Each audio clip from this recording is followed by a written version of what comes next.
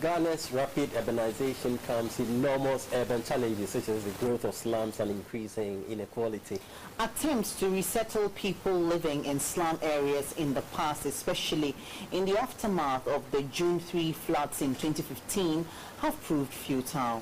With Ghana hoping to meet the United Nations standards of making resilient cities, GBC 24's Abdul Momin has this report on proposals made by Good Governance Afrique, the civil society organization, on how to achieve this goal.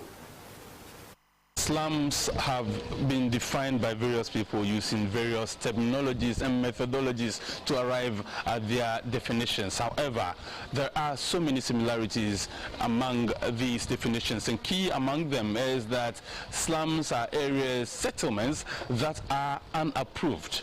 Secondly, slums are areas that lack basic infrastructure, basic supply of water and electricity, and often these are havens in which criminals are produced, in which people such as prostitutes are produced, and there's the lack of education generally.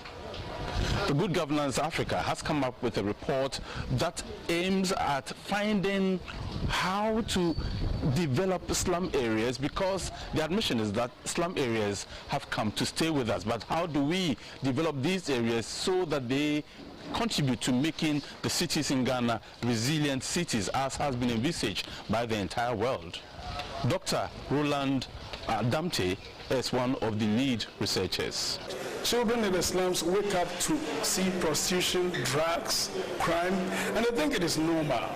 And this shapes them in their formative years. So eventually, you have these children growing up to become adults that will not be well prepared to manage our country. So if slums are attacking our very core, which is children, then that is very serious. But to understand slum areas and understand slum dwellers, we need to hear the story from the people who have settled in slum areas themselves. Mami Wole is one such person. She's a trained teacher, but she grew up in a slum area in Accra. I live in the slum. Our slogan is homeless, but we are not hopeless.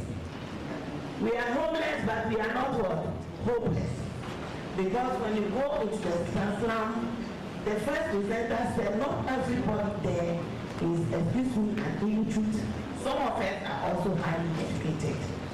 Government is aware of this, and that informs the steps. I mean, we have the Local Government Act, which has been transformed into Local Governance Act, and then you have Land and Special Planning Act, Urban Policy, Zonal Development Act, Urban Housing Policy. Dr. Henry and Co worked on it, and so on and so forth, that we can begin to work with. It is not just the lack of basic infrastructure that dominates slum areas. One of the key challenges is also accessibility. For instance, when there are emergencies and the National Fire Service needs to have its way through the alleyways of slum areas, that presents them with a huge challenge, often leading to a small catastrophe becoming a very huge one. According to development experts, slums have become a reality that the rest of the country must learn to live with. And to live with slum areas, it means we must all support the agenda to help these areas develop. Otherwise, we will all suffer from the repercussions someday. Abdul Momin, GBC 24, Accra.